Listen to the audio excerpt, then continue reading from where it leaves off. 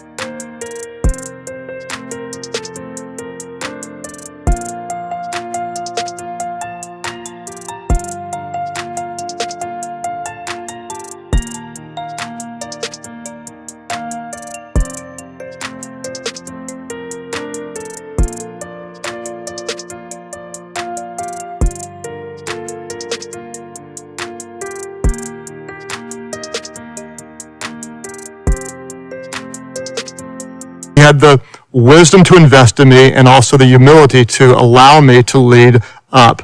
Why is leading up important? Let's dive into some content. Number one, why is leading up important? Because no organization will ever be what it could be without honest, upward communication. Let me say it again. Your organization, it will never ever be what it could be without honest, upward communication. If you're not in charge, you need to understand you are on the front lines. You see things that others don't see. You have ideas that could make a big difference. In fact, many of you, you're thinking of solutions to problems that your supervisors do not even know exist. That's how important you are. No organization will ever be what it could be without honest upward communication. Number two, your ability to lead up now will help determine your ability to move up later. If you make a difference wherever you are, that will open doors for more influence in your organization in the future. Now, the biggest myth in leadership is this, hands down. The biggest myth in leadership is this, that you have to be in charge in order to lead. There's nothing further from the truth. You do not have to be in charge to have influence or to lead. The great news is, years ago, leadership was often thought of as positional power. In other words, if you have the title, you have the power. If you have the position, you have the power. Today, things are really, really different, and I think it's great. Instead of just having positional power, now people have what we might call personal power. What is personal power? Personal power is simply based on what any group of people think about a person. If you're trustworthy, you'll have personal power. If you care about people, you'll have personal power. If you listen to others, if you get things done, you'll have personal power. And interestingly enough, positional power is not what it used to be. In fact, many of the younger generation actually are more skeptical about positional power, sometimes resent positional power. What they're looking for is authenticity. They're looking for people who care. Personal power, you can make a difference anywhere from your organization if you really care about people. So what do? We're going to lead up by serving up. We're going to lead up by serving up. We're going to influence those above us, starting with a serving attitude. If you want to influence, care about people. Love them, help them improve. Why? Because people will follow a leader with a heart faster than a leader with a title. Let me say it again. People will follow a leader with a heart faster than a leader with a title. You do not need a title in order to lead. 5 things that matter when leading up. Before we talk about number 1, let's just acknowledge that leading up can be a little risky, okay? If you lead up in the wrong way, it can cost you. If you lead up with a rebellious attitude, you can be labeled as a troublemaker. You might they think you have a critical spirit or whatever. And let's just go ahead and call it what it is. If you serve under an insecure leader, a stubborn leader, or an overly confident leader, leading up can be very, very tricky. Okay? Let me say it again. If they're insecure, stubborn, or overly confident, it's tricky, and so we're going to get into some details. How do you lead up effectively? Number 1, if you're taking notes, honor matters. Showing honor matters. I asked my pastor, why did you let me make so many decisions? Why did you trust me to influence the organization? And he said, because you always showed honor to me. You always showed honor to me. You always had my back. I like what my friend Andy Stanley says. He says this. He says, honor publicly results in influence privately. It's so powerful. Honor publicly results in influence privately. If you don't feel a sense of honor for the person who is above you, they're going to sense it through you. If you're looking around going, I could do better than that, I should be in that role. What you need to understand is that if you were supposed to be in that role, you would be in that role. You're not in that role because you're not yet supposed to be in that role. If you want one day to be over others, you need to learn to be under others and show honor. Show honor where you are. Now you may say, well, but my leader is not amazing. If I worked for a great leader, it'd be easy to show honor. No, you're mixing respect and honor. When you remember that respect is earned, honor is given.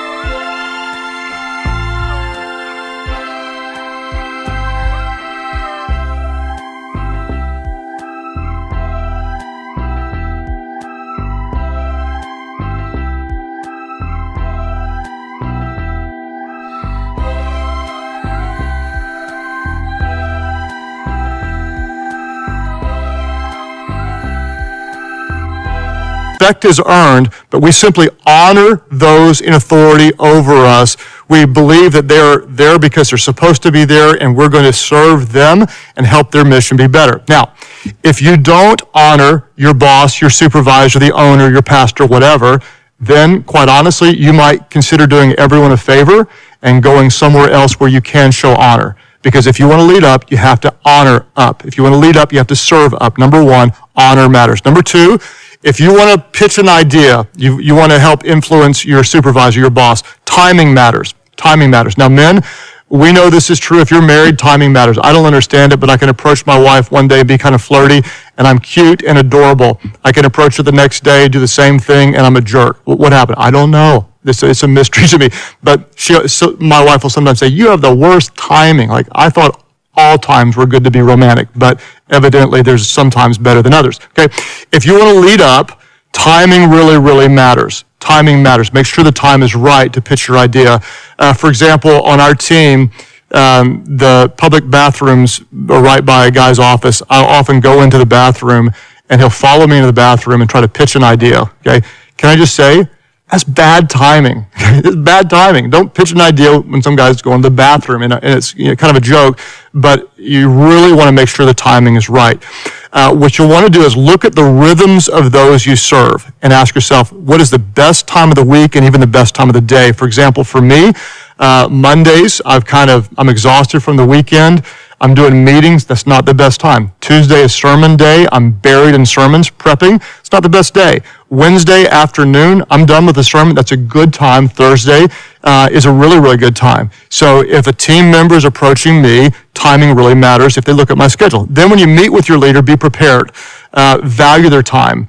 If you're pitching an idea, I'd recommend you have it written down. You have an agenda. We had a guy on our team that asked my assistant a while back. They said, could I have 7 minutes of Pastor Craig's time? Well, this wasn't the guy that I'd met before, but he wrote down the 3 bullet points he wanted to talk about, gave it to my assistant, asked for 7 minutes. I thought that's rather intriguing. His ideas were good. They were typed out and organized. So I took the meeting. He sat down, started his stopwatch and on his iPhone and the timer. And at 7 minutes into the meeting, he had done a great job. He said, well, my time is up, and so I'm going to respect your time, and I'm going to, if you want to know any more, ask me questions. So I said, no, wait, that's a good idea. He came in organized, he was respecting my time, and so I took up about another 20 minutes of his time because I wanted to hear more.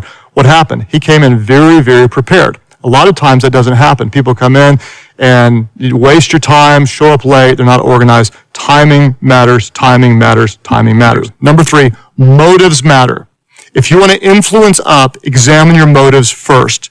Anytime you want to bring an idea, help change the organization, approach with an attitude to serve. Your only motivation has to be to push the mission forward. If you want to be noticed, you want to be seen, you want to be promoted, if you have any self-centered, selfish motivation that's going to dilute the purity and the power of what you want to do, you come with a pure motive. You're never leading up to make yourself look better. You're never leading up to be a hero. You're never leading up to make someone else look stupid. You're leading up with pure motives. Now, when you're doing this with the right motives, this is really important. Don't just point out problems, but bring solutions. Don't just point out problems, but bring solutions. Let me tell you something about your supervisor, and I promise you this is true. He or she prefers hearing from someone who has potential solutions to someone who just sees problems. Again, let me just say that. If you only come in, this is wrong, what are we going to do about this? If you're only pointing out problems without bringing solutions, you're going to be very, very annoying, okay? When you come in and say, well, I see a challenge, and here's 2 ideas that might address it, suddenly you might have the ear of the person who is over you. Even if your idea is not perfect, even if it's never implemented, it shows you're thinking, it shows you care, and a lot of times a decent idea leads to a great idea. Don't just point out problems, bring solutions. I remember years ago when we had problems, we couldn't baptize all these people, and it was a real problem. The service was rushed, and someone came in with an idea, and they said, what if we had a big pool and baptized multiple people? Then someone else said, oh, yeah, and then what if we actually did that during worship? We worshiped as, dozens of people were being baptized, and we put them being baptized up on the screen, and we made it a big celebration. Well, this was a problem that someone saw They brought a solution. It was a pretty good idea. Someone else added to it, and suddenly what was a problem is now a great opportunity, and we had a breakthrough idea and can baptize thousands of people and have an amazing experience. Why? Because someone saw a problem and brought a solution, and what they do, they led up and made the organization better. Remember, just because you have an idea, you don't want to come across with a critical heart. There's a massive difference between thinking critically and being critical. Doesn't mean you don't think critically, but you cannot have a critical attitude. Motive matters, motive matters, motive matters. What else matters? Number 4, initiative matters. Okay? Initiative matters. If you want to gain trust and influence, what can you do? Lighten your leader's load. Lighten your leader's load. If you see something that needs to be done, ask your supervisor, hey, can I take that from you? Could I help you with that? Would you mind if I did something to help make your world a little bit easier? Now, here's what you don't want to do. Don't go up to your boss and say, boss, I don't have enough to do. Can you think of something I can do to help you? Okay. At that point right now, your boss is looking at you going, you know what? You had no idea. You just gave me something else to do by thinking of something for you to do to help me. Okay. You may jot this down. The best team members don't need to be told what to do because they intuitively find important things to do. This is so big. The best team members don't need to be told what to do. They intuitively find important things to do. If you're always finding a way to lighten your leader's load, your leader is going to be very grateful. You're going to have tremendous influence. You may jot this down. If you're willing to do what others won't do, you will earn influence others don't have. Let me say it again. If you're willing to do what others won't do, you will earn influence others don't have. Give an example. In our organization, there's a team member. Her name is Kendra, and she's distant from me in the organization. I wouldn't normally interact with her a lot. And a while back, she emailed my assistant and said, hey, I see that Craig's teaching on such and such. If I put some ideas on paper, just maybe to help out, would that be okay? And I said, absolutely. So she sent an email with ideas on the subject I was teaching on, and her thoughts were truly brilliant. Brilliant. I used a couple of them in the weekend message. And so the next week she said, well, it was amazing. He used them. Do you mind if I do that again? I'm like, do I mind? Would you do that every single week? Well, here's what happened. Now, whenever I get in a tough spot, I'll just email Kendra and say, hey, can you give me your thoughts on this? I call it the brain dump. Her brain is so smart. Like, would you just write the first things that come to your mind on this subject, this idea, this scripture, and then just send it to me. And by 8 a.m. the next day, she'll do that. And she's done it again and again. What happened? She saw something that she could do to lighten my load, to add value to the organization. She offered it. And now we have a very close relationship. She has tremendous influence, not only in my life, but in our whole church. Why? Because she intuitively found something important to do, and now it really makes a big, big difference in the organization. What does she have in my life as a leader? She has access. Access equals influence. Access equals influence. If you serve your leader, you'll have more access. If you have more access, you'll have more influence. What matters? Well, number 3, motives matter. Number 4, initiative matters. Number 5, truth matters. Truth matters. If you're always a yes person, I promise you, you will lose credibility. Why? Because truth always trumps flattery. Truth always trumps flattery. As a leader, you need to understand that the more successful you become, the more difficult it will be to find people to tell you the truth. Sounds crazy, but this is very, very true. Take it to the bank. The more successful you become, the bigger your organization gets, the more influence you have, the more difficult it will be to find people to tell you the truth. Why? Everyone starts to tell you what they think that you want to hear. The higher you rise, the more people are going to tell you exactly what you want to hear. That's why those who care enough to tell the truth are incredibly valuable. What happens when someone tells you the truth? Don't ever penalize them. Don't ever write them off. Don't say that was stupid. Don't distance yourself from them. If they tell you a hard truth about yourself to make you better and you're the point leader, man, say thank you. It's as difficult as it may be to hear the truth sometimes. It's the truth that changes us. It's the truth that sets us free. Then give them public credit. Say, hey, so-and-so on the team told me this about my leadership, and it was hard to hear, but man, did it make a big difference. And what you're doing there is you're giving others permission to know it's actually safe to approach the leader and to tell them the truth. Give them public credit for what they've done. Now, Someone asked me one time, what was one of the most important moments in the history of my organization? I lead a church now in 25 locations, a lot of people and such, and we've been blessed to do some kind of creative things. What was the most important moment in your church? A lot of people would think whenever we gave away free resources, and now that was actually a big, big deal.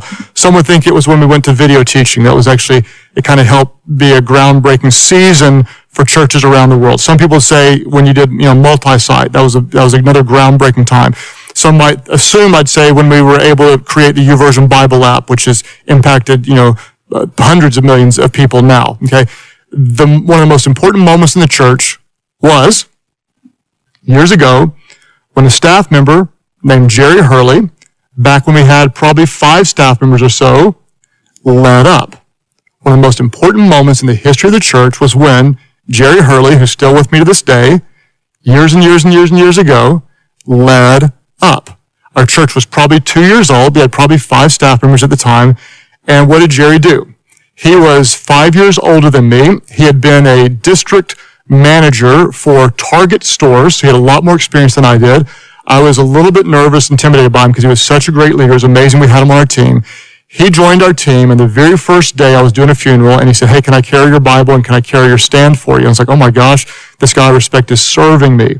What did he do? He always loved me. He always honored me. He always had my back. He had access. He had trust. And because of that, he had influence. One day, Jerry looked at me and he said, and he built me up. He said, "Craig, you're a great leader. You cast vision. You've got, you inspire people." He said, "But you're so hands-on. You're actually controlling so much that we can't get anything done."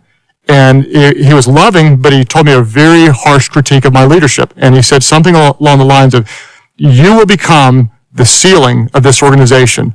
But if you'll trust me and trust others to do what we can do, I promise you, if you'll let go, we can build an organization that can impact tens of thousands of lives." Well, I heard it. I was a control freak, and I was not empowering the people around me.